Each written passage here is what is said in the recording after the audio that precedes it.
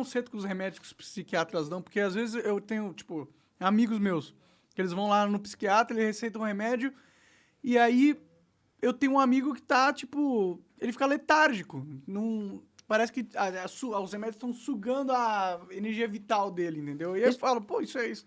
Como que isso tá te ajudando? Então, deixa eu te falar até um pouco sobre isso, porque é um assunto que pipoca bastante lá pra mim, porque é uma coisa que esse preconceito e essa visão desse jeito das medicações Sim. é o que mais acontece. E pode também, na maioria das vezes, é um erro do próprio médico de não saber explicar exatamente o que aquilo está fazendo. Tá. Então, assim, por exemplo, se o seu amigo, seja ele quem for, se ele estava num quadro depressivo muito grande e, de repente, ele estava, sei lá, com intenções suicidas ou ele estava com alguma coisa... E aí a medicação entra. Ela consegue consertar isso, mas ela deixou ele letárgico. Bom, nessa hora a gente precisa colocar as coisas na balança e falar, tá, você quer agora, nesse momento agora, não tô falando pro resto da vida, mas nesse momento, você quer continuar com as intenções suicidas e passar por um período em que você pode acabar fazendo uma caca, ou você quer ficar um pouco letárgico, a gente tira esse outro risco aqui da frente, e aí vamos com a terapia e o resto para tentar consertar isso aqui, para a hora que tirar essa medicação, ficar tudo no 0 a 0. Entendi. O problema da medicação psiquiátrica é a gente achar que ela vai resolver o problema assim, Só por ela, como se fosse não a cura vai. da depressão, Isso. né? Ela é a ajuda. Ela é muito importante, fundamental. Em alguns casos de doenças da mente, ela é indispensável, mas ela não resolve o negócio sozinha. Por isso que é um processo terapêutico, cheio de outras coisas que vão acontecendo junto. Entendi. É que enquanto a pessoa não consegue colocar todos esses patos alinhados, pô, a gente precisa pelo menos brecar o cerne do problema. Então, às vezes, isso acontece. Pode crer, pode crer. É um problema mais complexo que só tomar remédio, né? Eu acho que tem muitas pessoas que ficam achando que vou tomar o remédio... E vai resolver. E vai resolver e fica só no remédio, né? Deve ser esse... E fora que, assim, até acertar o remédio, monarca, o negócio é longo. Porque essas medicações, a maioria delas tem efeito, não é tardio, é residual. Então, assim, você precisa de umas 2 semanas tomando para começar a ver os efeitos. Tá. Aí, então, você já está 2 semanas tomando, você começou a ver os efeitos, às vezes os colaterais vêm antes, então, enfim, tem que esperar. Entendi. Aí o cara vai lá, te passou uma medicação numa certa dosagem, e ele vai agora fazer testes, vai aumentar essa dosagem, vai diminuir, vai trocar a classe da medicação, vai aliar outras junto. Então, às vezes, é um processo de 6 meses até você falar, pronto, encontrei a medicação. É agora que começa a rodar o cronômetro. Pode crer. Mas foram 6 meses, às vezes, disso. E tem vários remédios que talvez não surjam pra você, né? Que não batem sim. bem com a sua fisiologia e Sim, tal. e por isso que é uma coisa que toda vez que alguém me perguntar, o que você tomou, qual que você tomou? Eu falo, cara, essas coisas não se falam porque a pessoa vai achar que é o remédio. Que era aí, não vou tomar isso porque a Lara é tomou... o tal, é esse. Não, não é. É o processo todo e a coisa de aumentando, diminuindo, tentando tratamentos alternativos e tudo mais. O tratamento que eu fiz, e que foi o mais incrível que eu fiz até hoje, que foi agora recentemente, comecei em janeiro, que eu fui fazer fora daqui, tem ele aqui já. Ainda é pouco, ainda é muito caro, mas que foi que puxa, salvou a minha vida, que foi o tratamento com ketamina. Você já ouviu falar? Não. Pô, é muito, muito legal mesmo. É um tratamento que não vai funcionar para absolutamente todo mundo. Mas no meu caso, foi... O que é a ketamina? Assim, a ketamina é um alucinógeno. E as pessoas aqui no Brasil conhecem mais porque a galera usa de forma errada e recreativa em festa. Entendi. Pra variar, né? Você sabe como é que é o drogado, né? O drogado, ele pega um troço que é legal e ele fala, já sei, pode ser mais legal ainda. Bota uma música aí, solta uma cerveja e vamos tomar. Não é assim que funciona. E aí, eu tava, né, no período de... Eu já estava tratando a depressão há uns 2 anos, 1 ano e meio, 2 anos. Estava muito ruim, porque mesmo tratando com o psicólogo e o psiquiatra, eu cheguei a fazer 3 sessões de terapia por semana, mais o psiquiatra. Eu estava realmente tentando. E a depressão não só não estabilizou, quanto ela seguiu evoluindo. E isso é uma indicação para outros tipos de tratamento. Desculpa cortar. Como Pode que é falar. a depressão pra você? Como que você sente a depressão? Cara, é uma perda de vitalidade, porque é assim, o processo é assim, você começa a sentir uma tristeza muito grande o tempo todo, não é só mais pontual. E aí, essa tristeza deixa, depois de ser tristeza, para virar uma apatia total em relação a tudo, então nada mais te anima. As coisas que você mais ama fazer na vida passam a ser, sabe? E aí, isso vai escalonando a um ponto em que não é só que você tem apatia e tristeza, é que você realmente não quer fazer nada. E o nada não é só trabalhar ou sair de casa.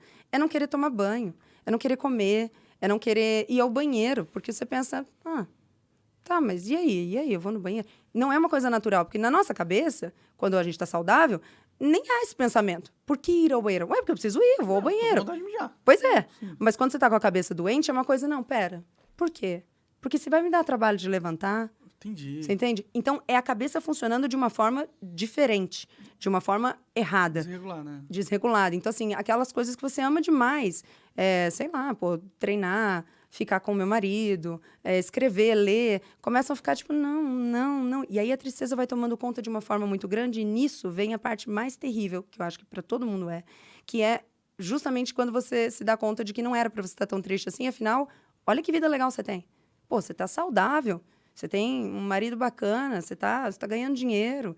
Pela primeira vez na vida, você tá bem. Como assim você tá triste? E aí a culpa disso é maior do que qualquer coisa. Porque afinal você não tem motivo para estar triste. Sim. E aí você se questiona, por que eu tô triste se eu não tenho motivo para estar triste? E tudo isso vira uma bola de neve absurda.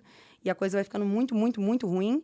Até que em algum momento, isso não é assim para todo mundo, mas até que em algum momento, se a coisa for piorando, começam então os pensamentos de, cara, tá, como que eu paro essa dor? Aí você pode entrar numa parada suicida, né? Que é a parada suicida, que é como que eu paro? Porque aí a dor começa a ser tão grande, que você fala, cara, não é que eu não acredito que ninguém quer morrer, mas eu acredito que às vezes a gente quer parar a dor. E se para de custar sofrer. isso. Porque já que você não tá valorizando tanto a vida, porque você não tá vendo graça nela, e a dor é tão grande, você fala, tá, e de repente eu topo abrir mão da vida para parar essa dor. Pode crer. E aí, o mais louco é que, como a cabeça está doente, os pensamentos de morte não são macabros. Quando eu falo... Trazem alívios, Traz- né? é, Você sabe- pensar nessa É isso. solução. entre Isso, é aspas. tipo quando você tá assim, sabe quando você tá trabalhando demais, mas aí você sabe que você vai viajar daqui 3 semanas, que você vai entrar de férias, você vai viajar. Sim. E aí você fica assim, empolgado que tá chegando. Sim. E quando você tem um dia muito ruim no trabalho, você fala, mas tudo bem, porque tá chegando a viagem, calma, vou... É como pensar na morte dessa forma. Pode crer. Do tipo, não, tá muito ruim, mas calma, já vai acabar. Vai acabar. Pode crer. E aí, o louco vai fazendo, não é macabro, não é ruim, na cabeça vai fazendo muito sentido. Então, assim, eu lembro que na minha cabeça o mais assustador é que fazia sentido no seguinte ponto. Tá, as pessoas à minha volta vão sofrer muito, claro que vão. Mas eu conseguia ver o lado bom que iria acontecer depois que eu fosse com cada uma delas. Então, assim, eu planejei para quem que eu ia deixar o quê? Cada entendi, dinheiro, cada não entendi. sei o quê. Então, pô, o fulano vai sofrer, mas a vida dele tá feita. Sim. Meu marido vai sofrer pra caramba, mas, pô, ele vai amadurecer pra cacete, porque ele vai perder a pessoa que ele ama e isso vai fazer ele... Então, assim, tudo vai se encaixando de uma forma que você não consegue pensar nessa ideia de uma forma ruim. Você pensa, cara, é um alívio pra todo mundo. Eu vou parar de dar trabalho, porque também tem essa culpa. Sim. Né? Você tá dando trabalho pra todo mundo, pô. Teus amigos, toda vez que eles te chamam pra sair, você fala, vou, mas aí você não consegue ir. Sim. E aí fica, sabe? Só Bom, um peso pra todos. E aí eu tava nesse ponto já, a coisa tinha evoluído muito, os pensamentos estavam muito certos já para mim. E eu tive uma amiga que fez um trabalho maravilhoso, porque ela me viu nessa situação e ela não foi falar comigo diretamente, ela foi falar com ele, porque ela imaginou que se falasse comigo... A gente já tá tão cansado, né? Que assim, eu não queria mais tentar mais nada. Eu já tava com a viagem programada, entende? Então eu falava, não, cara, deixa, vai acabar já. Relaxa, vai ficar tudo bem, já tá tudo certo. Isso. E ela foi falar com ele, porque o marido dela também já tinha passado por isso da mesma forma, e a gente tem uma história de vida bem parecida, eu e o marido dela. Então ela falou, cara, eu sei o que... E falou com ele. E aí o Neto veio falar comigo, falou, ó, ela mora fora, né? A Fabi, ela mora em Miami, e lá o tratamento é muito mais... difundido, né? Lá, a maioria dos tratamentos com alucinógenos já estão em fase 3. Pô, é a América, né? O negócio é outro o esquema. ápice, né? E aí ela foi falar com ele e falou, ó, ele fez esse tratamento, salvou ele da depressão, salvou ele do alcoolismo também e tal, ajudou, né? Tal. E aí o Neto veio falar comigo, cara, vamos lá, vamos tentar e tal. E aí, como eu já tava com o plano todo feito de que eu já ia embora, eu falei pra ele, não, tudo bem, vamos, mas eu não tinha planos de nem... Eu achava que nem ia dar tempo de tentar nada. Entendi. E aí, a sorte foi que ela veio aqui em janeiro, ela veio aqui para o Brasil, visitar a família dela, acabou me visitando, e veio ela, o marido, e veio o médico, que foi o médico que me tratou, que eles são amigos hoje em dia, e ele trabalha nesse centro de tratamento com ketamina lá, ele tem esse centro. E aí, eles conversaram bastante comigo, bastante, a gente ficou horas conversando, eles me contando sobre o tratamento e tal, e por mais que eu visse que tinha uma chance, mas eu já estava tão cansada que eu lembro que eu só topei pelos motivos errados. Porque o que eu pensei, e aí você vai me entender, falei, tá, cara, independente, você sabe que eu já peguei... Pensei isso. Falei, cara, porra, vamos lá ficar alto, por que não? Pelo menos é interessante. Entendeu? Eu falei, então beleza, a gente vai viajar, que é um negócio que apesar de eu não estar conseguindo fazer por causa da depressão, eu gosto, e aí eu vou lá e vou ficar doidona, pô, por que não? Vamos fazer. Então, o médico tá Eu pensei isso, eu falei, pela primeira vez eu vou ficar em paz. O cara vai escrever aqui, ó, ficar loucona, e vai me dar. E eu vou falar, eu tô fazendo o que o médico falou. E aí Mas fui. você, como que é o tratamento? Você toma ketamina no consultório e aí tem um processo de conversa enquanto você tá doidona, é assim? Uhum. Então, é assim, existem algumas formas de fazer. Tem essa forma de fazer lá no ambulatório, no consultório dele, mas também tem a forma de fazer em casa, que foi o que a gente preferiu. Então, a gente pegou um Airbnb lá e ia, ele ou alguém do centro vai lá para acompanhar. Tá. Hoje em dia, a gente segue o tratamento aqui e hoje o centro de tratamento lá tem um aplicativo, então eles podem acompanhar a gente à distância, mas basicamente só o que você precisa é de um sitter, né? Uma pessoa que fica ao seu lado fazendo a condução da sessão, que eu vou te explicar como é. Tá. Mas então a gente escolheu fazer dessa forma. Então ele foi primeiro, fez uma consulta, perguntou tudo, né? Pegou todas as informações, todas as medicações que estão tomando e tudo mais. E aí a gente escolheu fazer de forma sublingual. Então tem sublingual, tem intramuscular e intravenosa. Intramuscular e intravenosa faz lá no consultório, sublingual dá pra fazer em casa. Aí ele te explica tudo, o que vai acontecer, como que vai ser e tal. Eu já tinha uma boa experiência. Falei pra ele, tá tranquilo, pode deixar que eu vou entrar. Não é a primeira viagem, vez, né? E aí tá, botou lá na boca, deitou, e tem algumas partes fundamentais do tratamento. Então, por exemplo, a música que fica tocando é fundamental, porque é ela que vai guiar a tua experiência. Então, eles têm playlists que ficam tocando, de músicas sem letra, né? Só pra... Sim. Para te ajudar, botam à venda e tal, aí você fica deitadinho. Botou lá, em mais ou menos 30, 40 minutos, o alucinógeno começa a fazer efeito. E aí, você vai alucinar. Então, tudo que você vai ver é o que já está no teu cérebro. Então, basicamente, você vai naturalmente revisitar traumas, você vai naturalmente revisitar situações que você viveu e não está ligado que viveu, você vai ver essas situações de outro prisma. Então, por exemplo, na coisa do revisitar traumas, quando ele me falou isso, ele me perguntou dos traumas e eu falei para ele os traumas grandes que eu tinha. Ele falou, olha, provavelmente você reviva eles, talvez não nessa sessão, mas em algum momento. Mas aí ele falou, e é muito interessante, você vai reviver pela primeira vez estando segura. Porque não é como se você estivesse na frente de quem te causou o trauma. Você está aqui deitado, eu estou aqui do teu lado e você vai revisitar isso para que teu cérebro...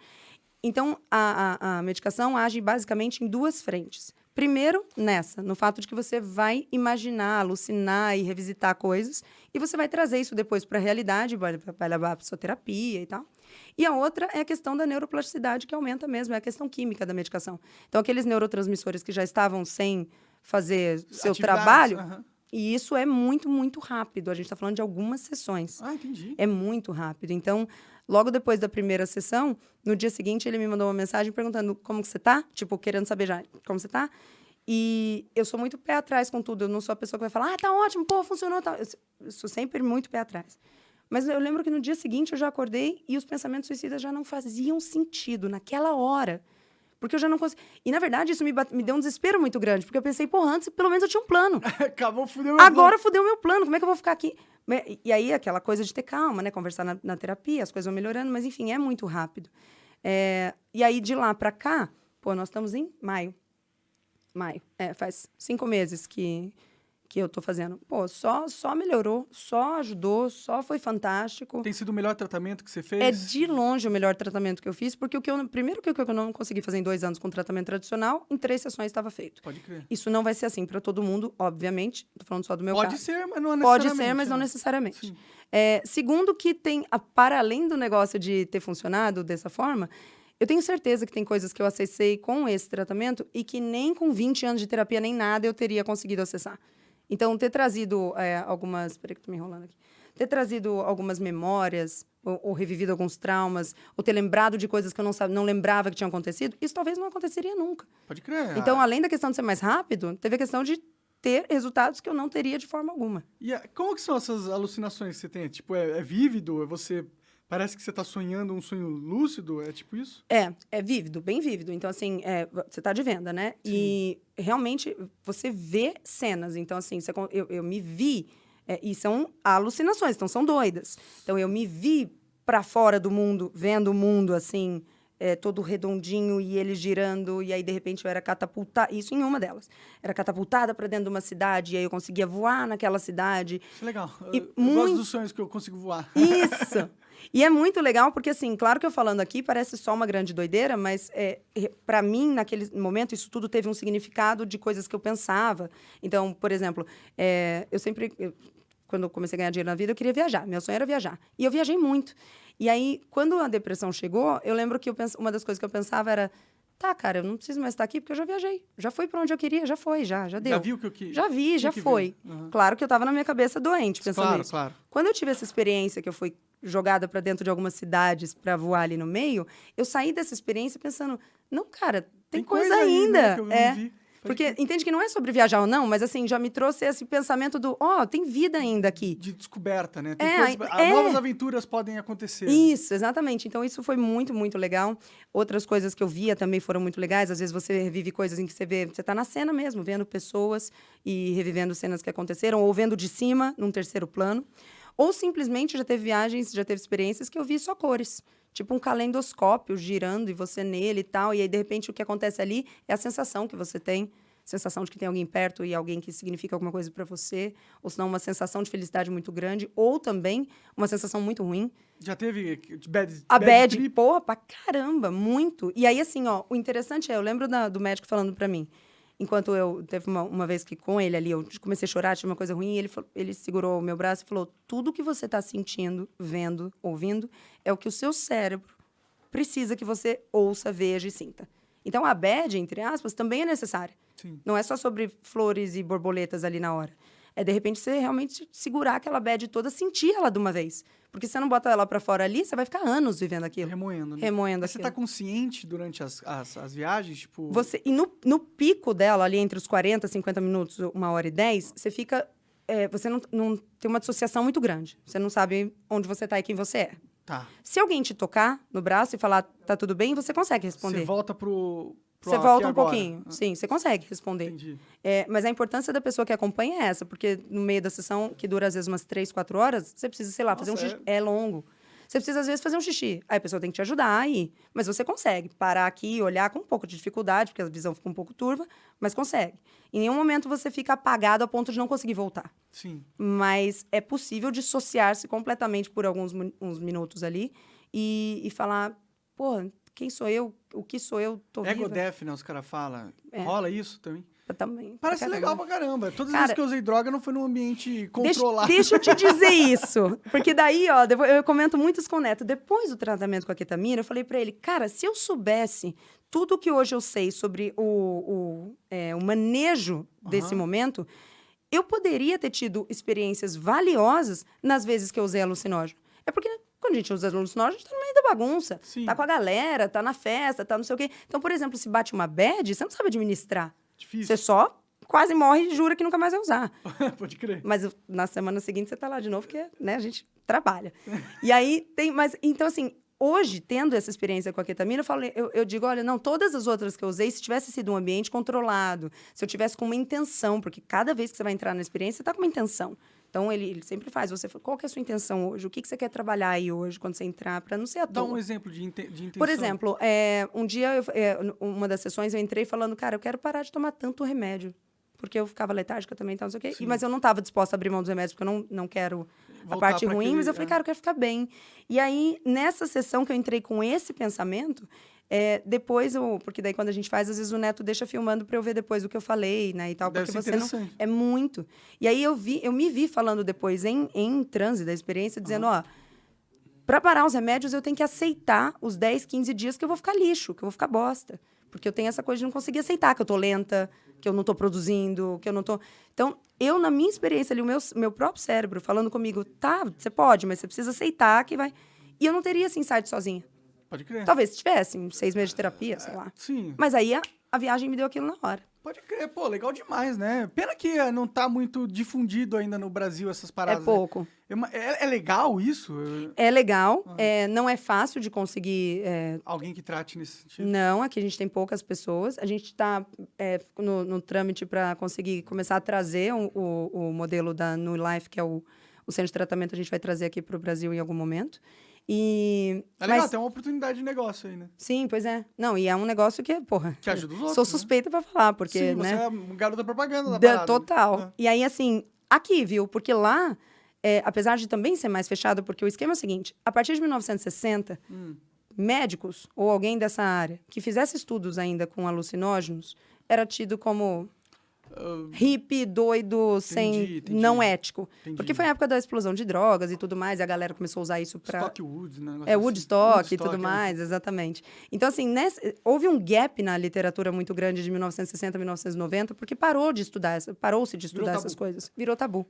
Maconha é até hoje Schedule One drug Pois lá, é, né? Tipo, exatamente. que é a das mais perigosas possíveis. O que é uma doideira, enfim. Doideira. Aí, então, assim, a partir de 1990, a literatura com ketamina começa a ficar um pouco mais robusta, porque daí... e foi uma coisa meio, não sem querer, mas meio aleatória, o jeito como eles descobriram. Porque, basicamente, quando a gente vai ser anestesiado por uma cirurgia, na maioria das vezes, e muitas vezes, a ketamina é uma das medicações usadas para fazer essa anestesia. Em muitas vezes. E aí, eles notaram, depois de algumas observações, e foi isso que levantou a hipótese para fazer os estudos, que algumas pessoas que tinham, por exemplo, dor crônica ou intenções suicidas, elas entravam numa cirurgia por qualquer outro motivo e saíam dessa cirurgia com melhoras significativas nesses quadros. E aí esses caras começaram a falar, porra, será que é a ketamina? E passaram a estudar ela dessa forma. Ainda não é uma literatura da forma como a gente quer que ela esteja em algum momento. Farinha, que todo mundo sabe tudo sobre farinha. Sabe? Exatamente, ainda não é isso. Até a literatura diverge bastante. Literatura diverge, não. Ela falta bastante em termos de jeitos de aplicação, então a literatura com intramuscular é muito maior do que com sublingual, que é muito menor, e isso ainda é um caminho a se percorrer, mas a partir de 1990 isso ficou ali, tá, agora vamos olhar. Então, fora daqui, tanto que eles caras podem ter um centro de tratamento gigante disso. E você sabe quem que financia mais essas pesquisas e tal? Porque, naturalmente, né, é mais difícil conseguir isso na academia, né? São esses caras tipo Elon Musk. Mesmo? São esses caras de Wall bilionários. Street Os caras porque são... Do Silicon Valley, desculpa. Isso. São esses caras que financiam geralmente esse tipo de pesquisa. Faz sentido. E faz, porque não é só sobre tratamento. Essas medicações também têm um potencial de expansão, de melhora da percepção. E aí, é claro que tudo isso feito dentro de um ambiente controlado, com o médico, com indicações, não é todo mundo que pode fazer. Tem efeito colateral a ketamina? Poucos, né? Não são. É das que tem menos, né? A náusea na hora, né? A dissociação, mas também na hora. Dá um pouco de náusea? Pode dar. Tanto é que a medicação para náusea a gente toma já antes de entrar na sessão, porque pode dar um pouco, sim. Mas uma vantagem de fazer um negócio com quem sabe o que tá fazendo. Ah, sim, não, porque é todo um protocolo, né? Tipo, tem o jejum que você tem que fazer, tem todas as perguntas que ele vai te fazer antes. Não é uma coisa jogada. Ele fica lá com você às 4, 5 horas de experiência. A hora que você sai da experiência, ele tá lá para colher dados. E aí, no dia seguinte, você acorda, você entra em contato com ele para falar o que...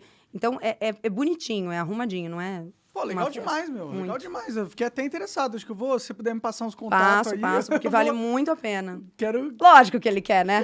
Falou que tem droga no meio, né? Eu não esperava nada menos. Não, massa demais. Mas agora você tá bem. Hoje eu tô bem pra cara. Hoje eu tô muito melhor do que eu tava antes de entrar na depressão. Pô, muito melhor. Foda demais. Porque eu achava que conhecia meu ritmo de trabalho, de não sei o que... Mas não tá? Bem mais. E não, porque daí nisso, exatamente, porque daí nisso eu fui lá para fazer a ketamina, mas não tirei, porque quem me sugeriu pela primeira vez foi o meu psiquiatra daqui. Mas ele me sugeriu falando, tem essa opção, essa, as outras opções eram muito drásticas, os tratamentos, então eu não queria fazer, os colaterais. Por exemplo, ele me sugeriu a ECT, que é a eletrochoque. Caralho, parece drástico mesmo. Então, não, mas é uma coisa bem utilizada, bem de rotina, assim, do tipo nesse meio, e é muito bacana. Mas um dos colaterais é a perda da memória, e muita gente tem. Bom, eu tô acostumado com isso. Você não teria esse problema. Agora, isso foi o que mais me pegou, porque de tudo que eu tenho na minha vida, minha memória é o que eu mais amo. Neto detesta, porque eu me lembro de cada coisinha. Você tem uma memória fodida, fotográfica? Cara. Tudo. Eu me lembro da cena, onde a gente estava, do cheiro e tal, do lugar, tudo. Isso é bom. E eu não queria perder isso, então não quis essa. A outra opção era chama sonoterapia? Que eu dormiria por 20 dias, induzida por medicação. Nesses 20 dias eu acordaria por 3 ou 4 horas para deambular, comer e tal, e voltaria. E a ideia é fazer como se fosse um reset nos neurotransmissores para poder... Sonoterapia, sonoterapia e aqui perde a memória, você já dava certo. Também tem. Então, você não vai poder fazer ketamina. Não, gente, tudo isso é piada. É óbvio que não é assim que decide um tratamento. Deixa eu deixar isso muito claro. O que eu mais gostei foi a ketamina, porque você vai ficar doidão, né? Tem isso. Aí, então, tinha essas opções, e aí, dentro dessas opções, ele me falou, olha, existe o tratamento com ketamina, que no Brasil ainda não é muito difundido, aqui tem a esketamina, que é uma outra versão, mais leve e tal, né? E eu fiquei com aquilo na cabeça, e era a época dezembro para janeiro, e eu tinha uma agenda para cumprir, eu falei para ele, bom, de qualquer forma, eu preciso esperar umas semanas para falar qual que... E aí calhou de ser essa. Peraí, a gente tá falando isso por quê? Tinha uma pergunta antes. Eu perguntei como... Eu não lembro mais também. Ai, lá. Como eu disse, a minha memória é uma merda. Você lembra, amor? Eu queria continuar o que era. Por que a gente entrou nisso? Você falou das coisas drásticas que ficaram. A gente tava no negócio de choque lá, se eu prefiro não. Ah, lembrei que você me perguntou que eu tava falando que eu tô melhor hoje do que eu já estive antes. Sim, sim. Porque daí, então, assim, tinha essas opções e durante esse período eu ia escolher uma delas. Mas eu sempre imaginei que ao final de qualquer uma que eu escolhesse, eu fosse pelo menos tirar o remédio, é isso. Eu fosse fazer uma delas, mas a ideia é que eu tivesse que continuar com os antidepressivos. E aí eu fui para ketamina e fui os meus 2 médicos em contato, o meu psiquiatra daqui e o médico de lá. E aí ele falou, olha, depois de algumas sessões de ketamina, a gente vai ver como você se sente. E aí, se você estiver bem, a gente começa a pensar em desmamar os antidepressivos e os outros remédios. E realmente é um processo, você não para de tomar de hoje para amanhã. E nesse tempo agora, de janeiro até aqui, então eu comecei diminuindo a dose, depois diminuiu a dose mais ainda, depois diminuiu a dose e passou a tomar em dias alternados, depois começou a espaçar mais. Então, assim, eu consegui tirar, sei lá, quantos remédios eu estava tomando? 5, 6 ao mesmo tempo. E hoje eu tenho 1 que está sobrando. 2. E hoje eu tenho 2. E desses 2, 1, eu, por mim, já tirava, é que a gente ainda está cauteloso. Tá no processo. Mas então, e tudo O que isso... esses remédios fazem pra você? Me ajudam a dormir, Aham. me ajudam a estabilizar o humor, que essa é uma das questões que eu mais tenho. Basicamente é isso. Entendi. Pô, Então, é bem legal, é muito legal. adoro Cara. demais.